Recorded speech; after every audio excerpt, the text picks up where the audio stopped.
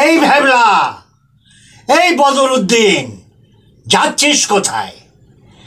সারা দিন মিছিল আর মিছিল। বড় মাতব্বর হয়ে গেছিস, বড় বিপ্লবী হয়ে গেছিস, একেবারে মানবতাবাদী হয়ে গেছিস তোরা। সারাদিন we want justice, we want justice, we want justice. কিসের হরিদাস পাল জাস্টিস? তুই তো হিন্দু, তুই তো মুসলমান, তোরা তো বিশ্বাস করিস যে সেই ঈশ্বর আল্লাহ তিনি সব কিছু করছেন। ব্রহ্মাণ্ডের যা কিছু ঘটছে তার দয়াতেই হচ্ছে, তার ইচ্ছেতেই হচ্ছে। তাহলে আরজিকর কাণ্ডে যে ঘটনা ঘটেছে, সেই বীভৎস ভয়ানক ঘটনাটা ঈশ্বরের ইচ্ছাতে, আল্লাহর ইচ্ছাতেই হয়েছে। তাহলে আর তোদের এত হইচই কিসের? কখনো রাত দখল করছিস, কখনো দিন দখল করছিস, সারাদিন মিছিলে মিছিলে ছয় লাভ। বুঝলি ভ্যাবলা, তোদের এই আন্দোলন দেখে আমার যা মনে হচ্ছে, এটা শহরের বাবুদের, বিবি বেটা বেটিদের আন্দোলন। যদি এই আন্দোলন সচ্চা হয়, তাহলে বুঝবো এবার শারদীয়া উৎসব বাংলায় হবে না, প্যান্ডেল হপিং হবে না, প্যান্ডেলে প্যান্ডেলে লোক দেখতে পাবো না। এটা শহুরে ভদ্রলোকের আন্দোলন। অনেকে আবার বলছে ফ্রান্সের বাস্তিল দুর্গ পতনের মতো, জুলাইয়ের 1789 খ্রিস্টাব্দে।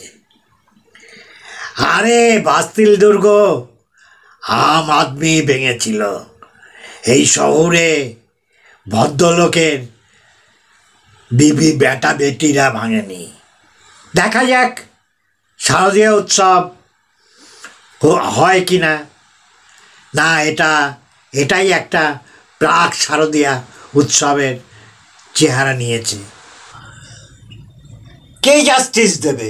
জাস্টিস দেবে তোদের গোপাল।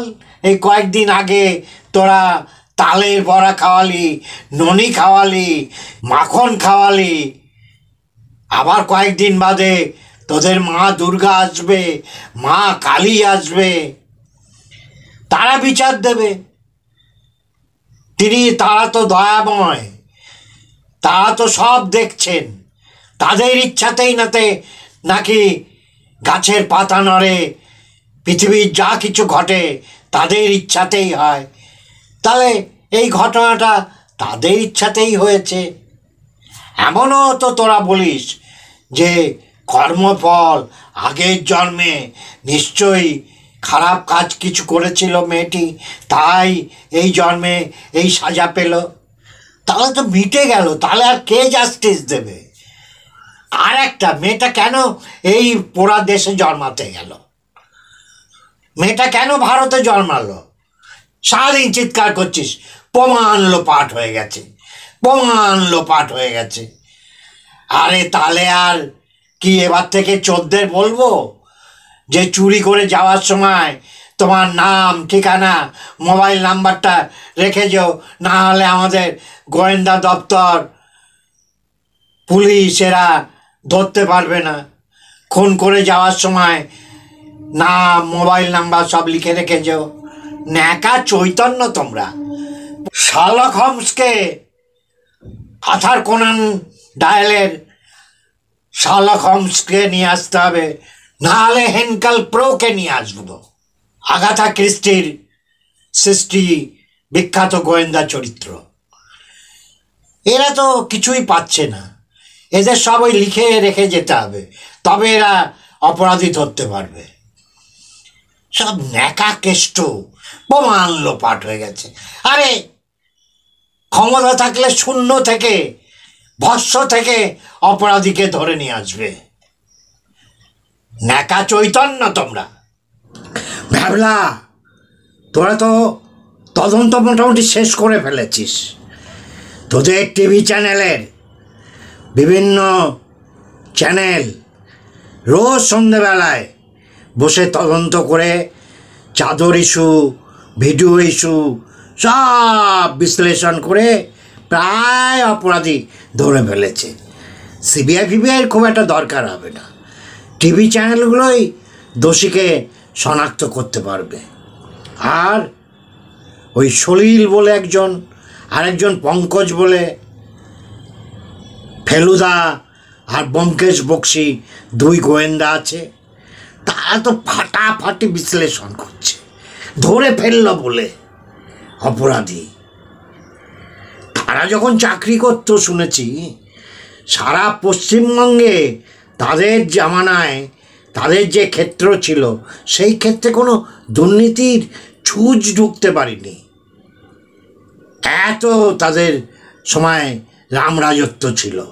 ওই পঙ্কজবাবু আর সলিলবাবু বিশাল বড় গোয়েন্দা, আর এত সব পুলিশ অফিসার ভাবাই যায় না। তাদের আমলে দেখেছিস কোথাও যে লরি রাতের বেলায় যাওয়ার সময় ভূতে হাত ঢুকিয়ে দিচ্ছে, থানাতে পাসপোর্টের জন্যে ইন্সপেকশানে পয়সা দিতে হচ্ছে? কোথাও কিছু ছিল না।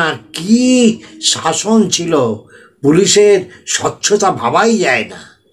এই দুই পুলিশ অফিসার ফাটিয়ে দিচ্ছে গুরু। আর একটা কথা বলি তোদের, শোন ভাবলা, তোরা এমন করছিস যেন স্বাধীন ভারতে এই প্রথম একটি ধর্ষণের ঘটনা ঘটল, যেন পৃথিবীতে ও কোথাও কোনোদিন কোনো ধর্ষণ হয়নি।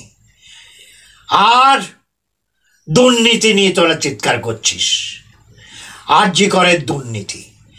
মনে হচ্ছে ভারতে, স্বাধীন ভারতে এই প্রথম আরজি করের অধ্যক্ষ Sandip Ghosh and his company প্রথম দুর্নীতি করলো, যা ভারতবর্ষে এই প্রথম। একেবারে তোলপাড় হয়ে যাচ্ছে। আর ক্ষমতা দখলের লড়াই, এই তো মৌকা। যদি ক্ষমতাটা আবার হাতে আসে, সবাই ওত পেতে আছে, আমি তো ঝাঁপ দেব তখন। যারাই ক্ষমতায় নতুন আসবে তাদের দলেই ঝাঁপ দেব।